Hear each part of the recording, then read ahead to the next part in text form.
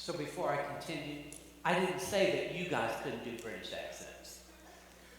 Everybody during greetings giving me their British accent. Sorry, continue.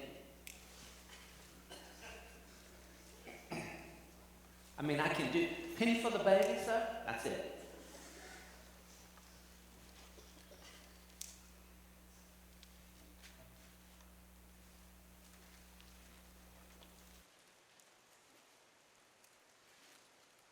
Hello, I'm the butler. My name is Did It. I know, the butler did it. That is I. My parents named me that. Sick sense of humor. I have to laugh. But on a serious note, I've been the butler here for Mr. Body. Welcome to Body Mansion. Specifically, welcome to the game room at Body Mansion. In this game room, you'll find remnants of every game ever created. All the great combinations of people who put games together began right here in the game room of Body Mansion. The Hasbro brothers, right here. The Parker brothers, right here. The Booty brothers, right here. I said the Booty. I have to laugh. Sorry. I'm a butler by trade, but I also double as a detective and solve cases from here and there.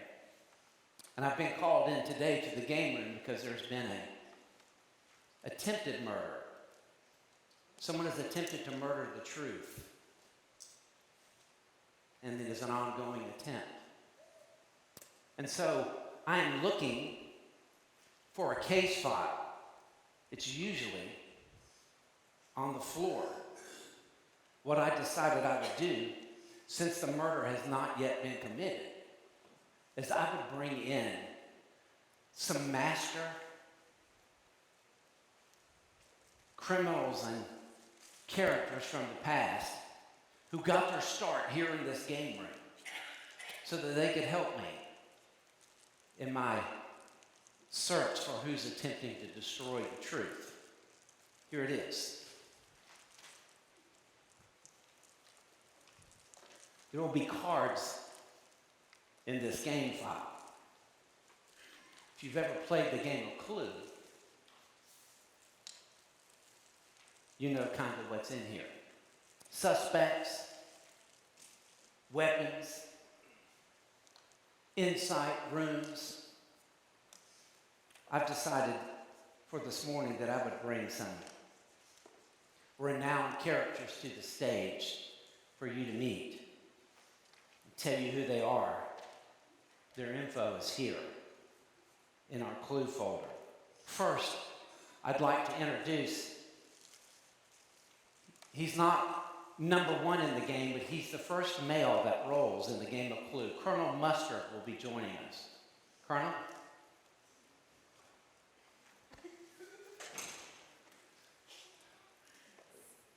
Yes, we have Colonel Mustard. He's dignified, he's dapper, he's a dangerous military man. He's also a war hero. His real name, by the way, if you check all the files and all the data that you can from Clue, is Algernon. Algernon Mustard. Stories told that he's one of the most dangerous and accomplished military personalities who've ever lived. Rumor has it that he sleeps with a revolver under his pillow. He carries a lead pipe and occasionally drops his monocle. Behind his medals, we know, though, that there are rumors of treason, profiteering. He allegedly stole some Air Force radios and sold them on the black market.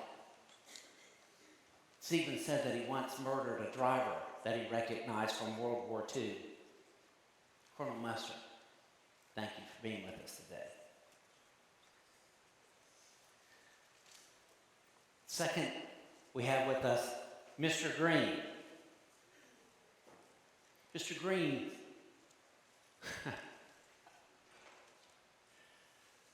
I'm going to need a moment. I'm going to need a moment. Hold on. Mr. Green is wearing glasses. His real name is Fallow Green, and he's been connected to the Irish mob. He's ruthless and will masquerade as anyone to get what he wants. He's been known to go undercover and hide out as an Anglican priest, and he's suspected of money laundering, fraud, smuggling. There is a tender side to him, though. He spent many days here in the game room. He likes video games, and I'm told he's really partial to Mario World and Princess Peach. Thank you, Mr. Green, for joining us today. Third, we have Mrs. White. I'm sorry, Mrs. Peacock. Sorry, Brent, come on in, Pete. My bad. Mrs. Peacock. She is a Grande Dame. Her real name, by the way, if you look at the information about Clue, she's known as Henrietta, Elizabeth, and Patricia. She was head of Peacock Enterprises in England, but she left England in disgrace after becoming involved in a love triangle with two politicians there. She landed in America, became a renowned ornithologist, and now heads up the Peacock Salvation Society. She also married a United States senator, and if you saw the movie of Clue, you'll know that the senator was taking bribes, and Mrs. Peacock was broker in the deal. Mr. Body has been blackmailing her for several years. Mrs. Peacock, thank you for being here.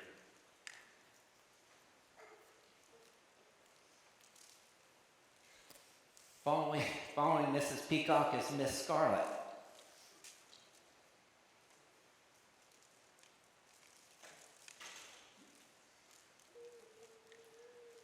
Miss Scarlet is a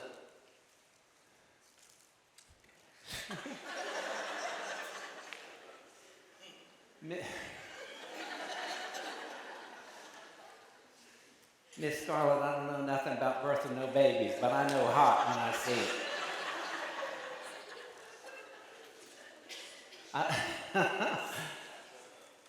I don't know whether she's a killer or not, but she's killing me softly.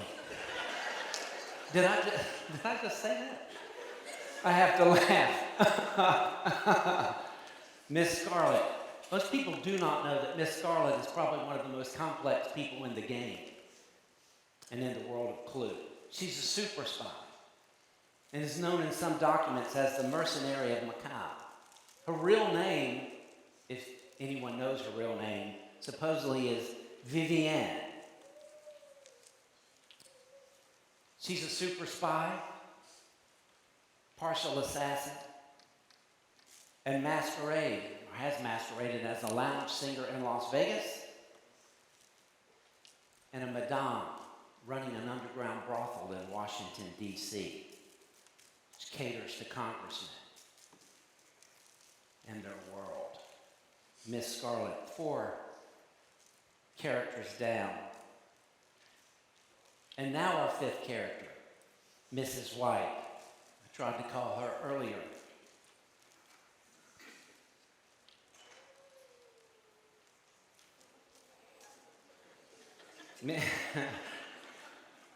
We did turn that fan off, didn't we? Okay. Mrs. White, maid par excellence. Real name in some circles is Blanche. She has worn many outfits for many bosses, from maid to executive assistant to executive chef. Mrs. White knows things that others don't know. She is the widow of a nuclear physicist whose death she is suspected of being behind.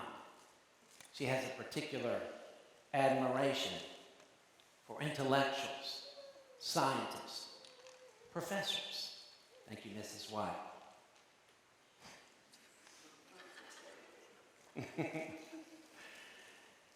And last this morning we have Professor Plum, speaking of attraction for intellectuals and professors.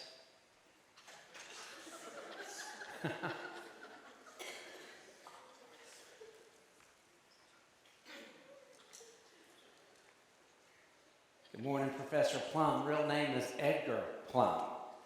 He's also complex and has multiple identities and has held multiple occupations in the clue world. He's a shady archaeologist who was once the curator of the British Museum. He has a working knowledge of chemistry. His specialty is poison. He's also, according to other reports, was a disgraced psychiatrist who worked with the World Health Organization. He has a love for cats, a sick sense of humor, and has been known to wear women's bathing suits during the playing of certain beach music songs. Professor Plum, thanks for being on the stage. Now let me step off to the side and tell you that if you grew up with the game Clue in America, you grew up with these 6 characters, did you not? And even if you own an edition of Classic Clue, your depiction of the characters is incorrect, because originally Clue did not start or begin in America. There were more characters involved, and still are in certain circles. But these are the 6 that are in every version. There are a few others that I'd like to introduce to you this morning, and then we'll move them out of the way, and we'll finish our time together. I'd like you to meet next Madame Rose.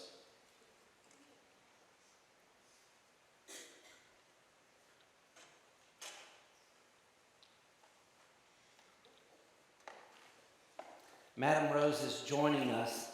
Her trade is fortune teller. She's also, I'm thinking it, but I'm not saying it. She also serves as executive secretary. And rumor is that she's related to Mr. Body, who owns the mansion. She's of Hungarian heritage. She goes by the name of Madame Rhonda Rose. Ancient documents, did you hear that, Madame Rose? Ancient documents know that her real name is Rhoda Rosengarten. She's a sibling to 2 famous individuals. Her older sister has been missing for decades, Sweet Gypsy. That's corny, isn't it? Sorry. And her younger brother, Axel, has made a name for himself as well. She's delusional, paranoid, and collects, and I'm told even communicates with her collection of teddy bears. Madame Rose. If you saw VCR Clue back in the 80s, you'll know what I'm talking about. Thank you, Madame Rose. She's followed by a character, by the way, who was in the original patent for the game Clue, but never made it in until much later. He slipped in 1985. Sergeant Gray is with us. Y'all okay back there? Thank you, Colonel. Sergeant Gray's coming in. Lest you think Sergeant Gray is like a holdover from the Civil War, he's not. He's a corrupt police sergeant and one of the original characters on the original patent filed for the game. Though many suspect that he is a no-nonsense, corrupt officer, records show that he's really an escaped mental patient who's extremely violent.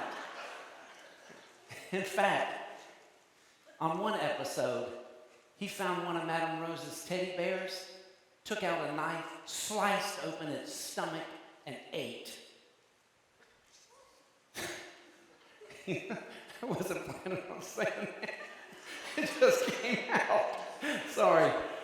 Sorry. I had to laugh. Sergeant Gray, thank you for being here. That actually came from another movie, in case you're wondering. It just popped out of my memory palace. And then finally we have Monsieur, Monsieur, and whoever else you want to call him, Brunette.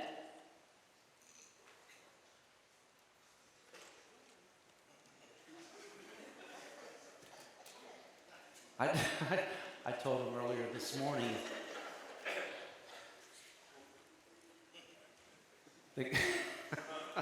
the ghost of Freddie Mercury. It's not time for you to say we. Monsieur Brunette was also one of the earliest applied characters, and he's never made an appearance as his original patent. Mr. Brown was the first patent filed in the game of Clue, I'm told, and they just didn't go with it and didn't like it. It just didn't seem suave enough, debonair enough, and so they brought Mr. Brown back as Monsieur Brunette. Monsieur, I'm not even sure that he's French. I'm not even sure that he can speak French. Can you speak French for us?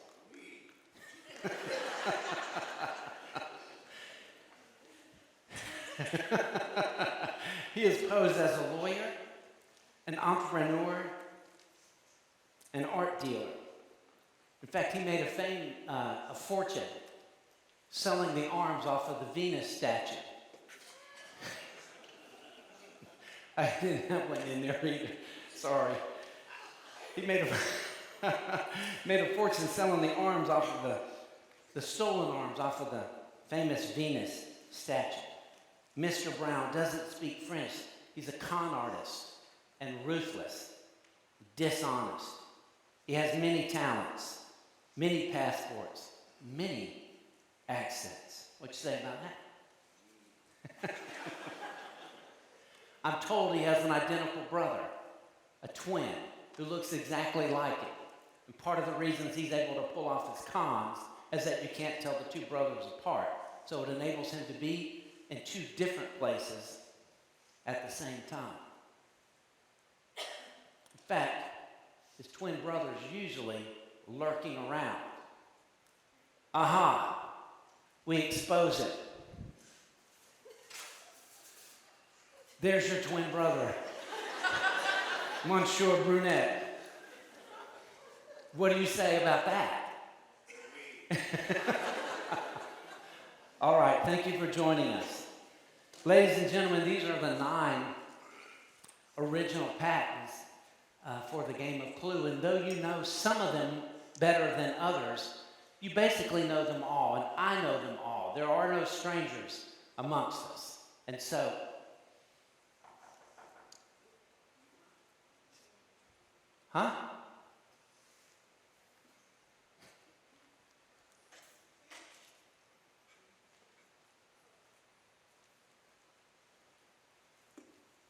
Hello, who are you?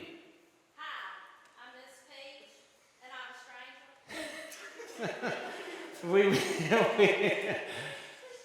stranger. Miss Peach. You're not a stranger to me, Miss Peach. I know who you are. You're Melba Peach. She changed her name to Georgia Peach when she moved down south and invaded the Clue world. She uses her wit, her charms. She uses her wit and her charms to move in on unsuspecting marks, and then she takes advantage. She tried to inherit part of the body fortune years ago by showing up and claiming to be the long-lost grandniece to Mr. Body. She also has a thing for one-eyed men.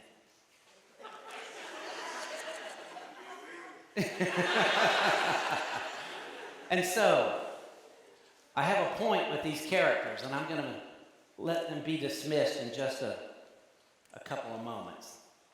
They will be making an appearance in your future, either in a mystery theater that's coming next year, or they'll be back at the banquet to do something. We haven't nailed that down yet. But I'm very grateful that they would be willing to become the Clue characters just for me. You think The clue characters don't have anything to do with today's Bible verse and our theme for Bible School Week. But I'm here to tell you, they have everything to do with it. And so I'm going to grant them permission to leave so that they're not standing behind me. And I'm going to come out of this poor job of character that I've done. And I'm going to talk for about 5 minutes about our verses. And so, y'all may leave. Would you please just thank them for going through the trouble?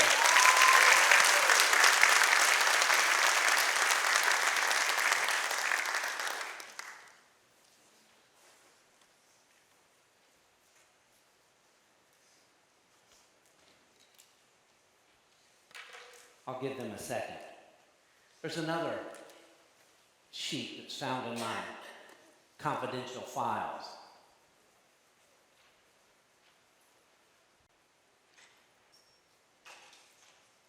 It's a copy of our Bible school verse.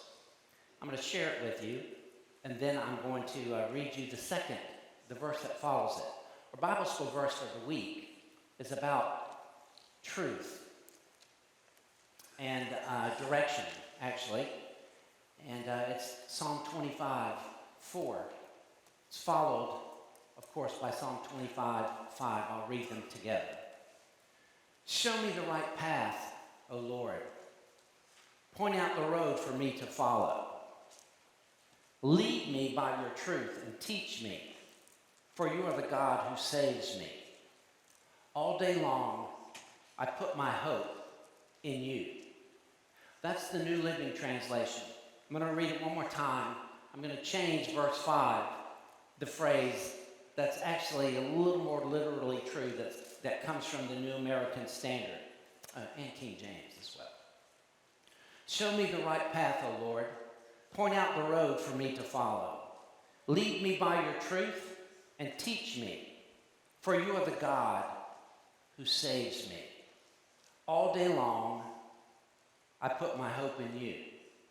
Yes, for you, I wait all day long. I'm convinced that there are a couple things you're going to have in your life, and I'm going to have in my life, if we're going to live a life of fulfillment, live a life of meaning, or a life of joy. And I won't preach a whole message. I never do on this Sunday. And when I tell you what I told you during announcement time, I really have trouble doing this kind of stuff. But I want to do it, and we wanted to do it, because Bible school is important. Bible school is the place where, of course, we will further nurture and speak and spend time and bond with our children. But it is also a time when we will have access to guests, children who do not ordinarily come to church and who do not have access to the truth. And so we will try to plant the seeds of the truth in a culture that is trying to say that there is no truth. That's why I say the truth is under attack and there is attempted murder to it. And I don't want to go attacking the culture too much, because we're in the culture and our neighbors and our friends are in it. But there are certain inconsistencies that come into my brain or in my mind when it comes to things like the truth and about honesty and about the ancient things, about the scriptures. And I get really, really passionate and really, really defensive. I don't get angry with people who are searching and seeking and struggling and even want to argue or debate with me. I welcome that. But I'm passionate about it. I believe in the truth. I believe that there is a truth. And we live in a culture that says, no, there's really not any absolute truth. The truth is what each individual decides the truth is for him or her. And sometimes I get into discussions with them and I'll say, do you know how absolutely, positively absurd that really is? And what is so strange is the same thinking that would say that there is no absolute truth, that the truth is what each and every person decides, is the same thinking which would call for destruction or tear down or boycott of systems that they say are inherently evil or wrong. There cannot be any inherently evil or wrong system as long as each and everybody involved in that system sincerely has come to the conclusion that it's true. In other words, you can't tell a serial killer that he's immoral. Not if he's sincere and he believes that being a serial killer is true. Because there's no absolute truth. And then they bristle back and say, well, that's absurd. And that's crazy. That's not what we mean. Well, who in the world has decided that it's wrong to kill someone? Well, there's just a basic moral code. Aha, there's hope for you after all. Because that basic moral code, which exists, by the way, in every culture in the world, save a few, is within us. It's planted in there. It is what the Bible calls truth. And so I'm convinced that in order, assuming that you are searching for and walking in the truth, that in order to find fulfillment in your life, you're going to have at least a couple of things. You're going to have help, and you're going to have hope. And by the way, one of the reasons, not the only reason, because some of the things that we have ascribed to for years and years and years have been wrong and have been unjust. But one of the reasons the culture is now the angriest that it has ever been. You don't have to be a believer to think that. Go to any counseling center. Go to any source, secular or sacred, and they will tell you this is the most violent culture, the most unfulfilled culture, and the angriest culture. You know why? Because we have raised a generation of young people who have become middle-aged people who don't know how to find help, and they don't have any hope. And that always produces anger. And so you're going to have help, and you're going to have hope. And the good news is that God gives us both of those. That's what the psalm or the truth of the week is about. Show me the right path, O Lord. Point out the road for me to follow. That seems to indicate that there's a right path, correct? Versus a wrong path. Lord, there are two paths. One of them is good for me. One of them is not so good for me. Show me. And so this help, I think, if you unpack that wordage, applies in two areas. There is help first. Lord, help me with me. Because as someone named Alan Nelson, a Methodist pastor, wrote a few decades ago, a pretty good book, My Own Worst Enemy.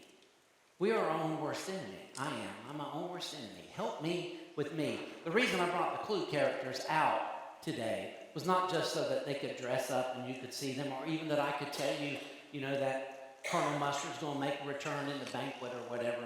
The reason I brought them out is because if you do the research, Wikipedia is not the most accurate thing, but you can get a summary in Wikipedia. There are a lot of sources about Cluedo, the musical Clue. I mean, there's been a lot of work done in the game of Clue and on those characters. But the interesting thing about every single one of those characters, they all have really good traits and they're renowned for something, and yet they all have a dark side and are capable, pun intended, of murder. Even Miss Scarlet, capable of murder. And depending on whether you've seen them in the movie or in the musical or read Cluedo or any of the accounts, they're all the same. They're all super gifted individuals who have accomplished much. They're all being blackmailed by Mr. Body, which is why he gets murdered, which is the basis for the game, because of their dark side.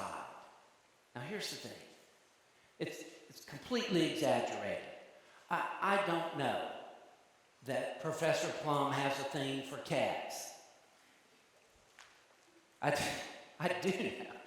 do know that Professor Plum, if you play Carolina Girls, is prone to put on a woman's bathing suit and come out in public. I saw it. But here's what I do know. Maybe not on their level, but every single one of us has a dark side. Do we not? And can we not admit it without having to confess to each other what our dark side is? We all have stuff in here and in here that we know ought not to be there. And every time we think we're dealing with it and getting better, it just seeps back out like water through a leaking roof and drips out when we're not paying any attention. Lord, help me with me. And the Lord has. You are the God who saves me. Now, it's not first in the line of reading the verse, because David was under opposition and under attack and was just emoting and writing his emotions down in a song. But it is certainly preeminent in thinking. Lord, in fact, Psalm 25 is followed by Psalm 26, which most guys, when they preach on it or teach on it, they begin with the whole search me, Lord, search me. Begin with me. Help me with me, Lord. Help me deal with my identity crisis. Show me how to have a relationship with you. And that's where he begins. Help me with me. But secondly, there's more than that. There's also help for us. Help me with life. Because life is difficult. Life is hard. Life is complex, sometimes complicated, but always complex. And life sometimes makes perfect sense, and at other times it makes no sense. And why? Because life is lived in the context of our imperfection and in relationships with a whole bunch of other folks who are imperfect. And that's just a surefire recipe, as Miss White would say, for complexity and disaster.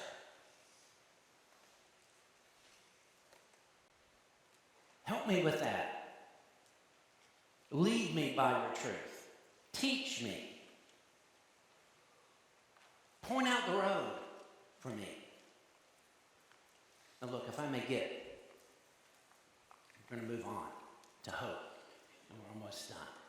But if I may get in your face for a moment.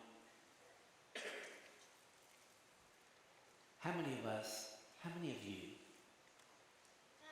could testify this morning that there's been a decision you wish you could undo? There's been a road you wish you could untake. There's been a choice you wish you could unmake. And you go back and you analyze it, and no matter how many times you analyze it, and how many times you rethink it, and how many times you wish you were over here at point A so that you could redo it, you can't redo it.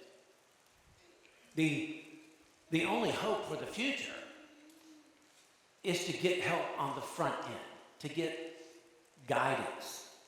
Or as John Phillips would say when he preached on Psalm 25, we not only have a God who provides salvation, we have a God who pilots us in our lives. We could all use a pilot. We need help. I need help with me. I need help with life. And then I need hope. For now, to depend. That's what I read, by the way. For you, I wait all day long. So not to shamelessly plug my book, but I think it's the first chapter of my book. But the first two chapters of the book talk about waiting. And they talk about the two different, there are more than two, but the two different Hebrew concepts of waiting for the Lord. Waiting for us means what? That we just have it's going to be a 45-minute wait until you get to Texas Roadhouse. Right? But that's not what the biblical word means. The biblical word is a word that is translated hope. All day long I put my hope in you. Or in New American Standard it says, for you I wait all day. In Isaiah 40, it was chapter 1. In Isaiah 40, which is the 31, which is the verse that's on my wall, which is the verse that most of you who grew up in church, you know. Those who wait upon the Lord will renew their strength, mount up with wings like eagles, run not be weary. You know it, right? Walk and not be faint. That word in NIV, which is painted on my wall, is the word for those who hope in the Lord. And that's a different word, which means I'm just going to sit over here in the chair in the oppressive heat while I wait for that little buzzer to go off so I can go in and eat. That means, it just went off. That means trusting, leaning, learning, growing. In fact, George Morrison, the ancient or the old Scottish minister, once is quoted as saying, a fickle man or woman cannot be a scientist or a scholar, nor can he or she be a deep disciple of Christ. Because it's just not something that you do on demand. It's something like a great poet, or like someone in a museum observing a masterpiece. When you first look at the Mona Lisa, you see that she's not smiling. And you probably would think, other than it being famous in art class, I don't see what the big deal is. But I'm told, haven't done it, that if you'll devote a little time each day to sitting and staring at the Mona Lisa and other masterpieces, you will gain a depth and a richness and an appreciation that you did not have. That's what that word means, to hope or wait in the Lord.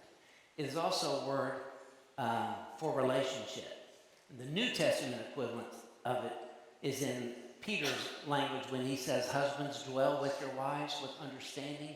Dwelling means more than just, hey, she got a key, I got a key. It means committed to one another and growing together so that you learn things that you never would have learned just in a casual relationship.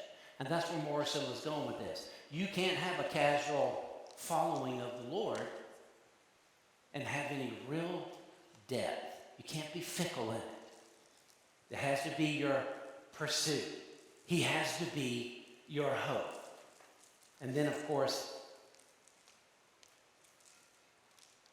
I'm closing by reminding you that there's not only hope for now, there's hope for the future. I don't even remember what sparked Donna and I in a conversation about things, but see if I can word this the way I want to word it so that you don't misunderstand. I'm not thinking of any one of you specifically, but I worry about people when I engage them in a conversation about faith and their language is all believe language and not knowing language. That make any sense? On Judgment Day, remember Matthew 25? Jesus is giving those parables, and he's got goats and sheep, and some of them are on the right hand, some of them are on the left hand. Long story about the right hand and the significance of all of that. Jesus, when he ascended, sat down at the right hand of God the Father and makes intercession for the saints. The right hand is a big deal. The reason the right hand was always raised goes all the way back, believe it or not, to the medieval European empire or whatever.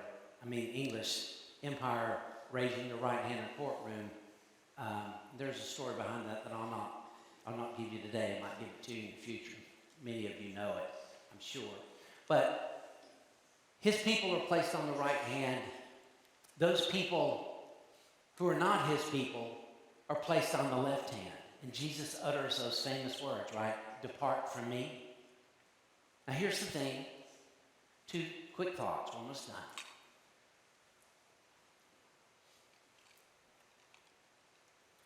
Those people felt like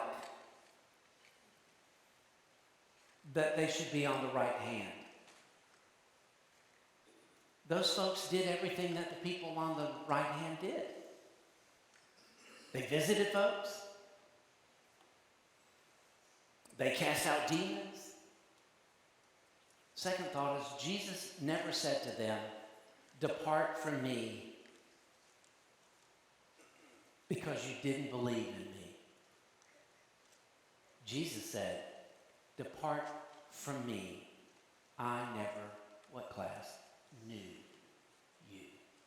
That's a personal relationship thing. That is a becoming thing, not just a statement of faith kind of thing. And so I want you to believe. I was talking to someone not too long ago and trying to share my faith, and he said, I believe it's really difficult to share your faith with people who are on the left hand, because you know what they say? Well, I believe in God, I believe in Jesus, but that doesn't mean you know him, or specifically that he knows you. And it doesn't mean that you're in a relationship with him. So,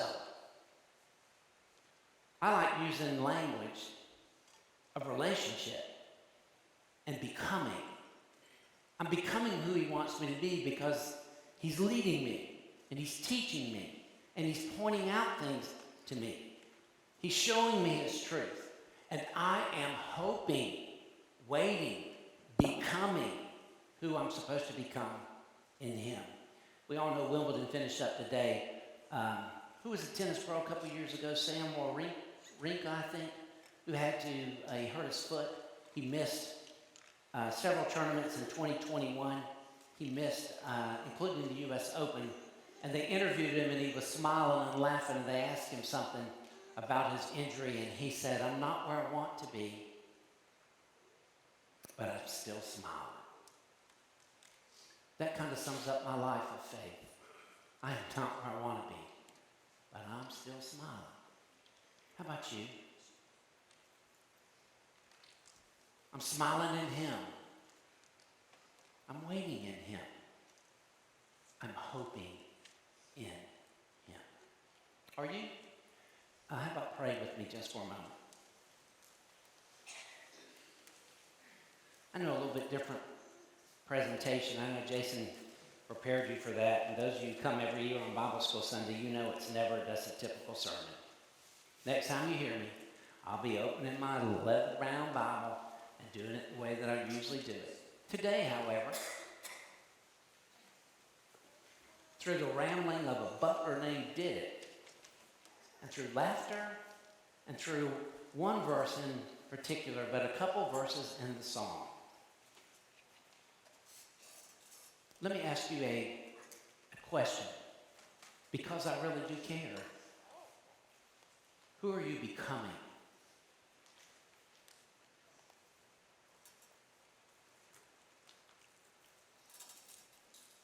Are you becoming?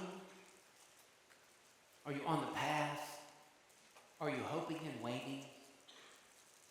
You're becoming who he wants you to be.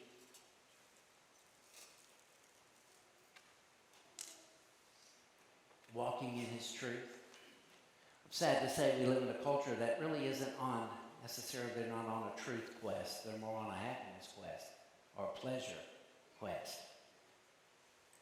I think that's why Jesus always told us if we would die to ourselves and walk with him, we'd find that that's where real pleasure, real happiness, and real fulfillment is. Where are you this morning? And so we're going to do, in just a couple minutes, I'm going to step down from behind this table. And we're going to do what we do every week. We're going to open up the altar. I'll be down here at the front. Maybe you want to do what I did as a 19-year-old. You want to walk down the aisle as an unbeliever, a proclaimed unbeliever in God. And I take the preacher by the hand and say, I don't know much about this whole thing, but I know that I need the Lord. I know that I'm lost. Can you lead me to him? And he led me in a childish prayer. We will pray it with our children this week in Bible school. But it changed the complete direction of my life. Maybe that happens for you this morning. Or maybe you're here this morning and you haven't gotten past me talking about the regret of a choice or the path. God's much more interested in where you are going and where you have been.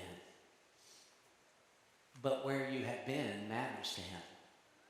And so maybe this is a day when you just say, Lord, forgive me for being on a path, for making a choice, an unwise choice. And teach me, lead me, point out your direction for my life. I recommit my life to you, even now. And then maybe you're here this morning, I invite you to do this. I wish you would join me.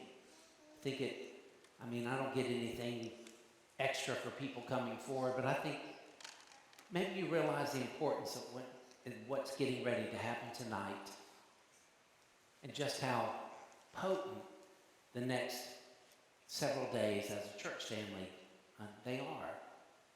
And you're willing to come and kneel for 30 seconds, a minute, and just lift up Bible school. Lift up your word, the gospel, and the lessons, those who teach them, those who work in every department that touch the lives of the children, those that serve behind the scenes. You just want to give it to the Lord. I'll be here at the front if you need to pray over a burden with me. Otherwise, the altar's open. Please feel free to come. Father, we pray that we would leave this place today recommitted in our efforts to speak Jesus. For his glory and in his name.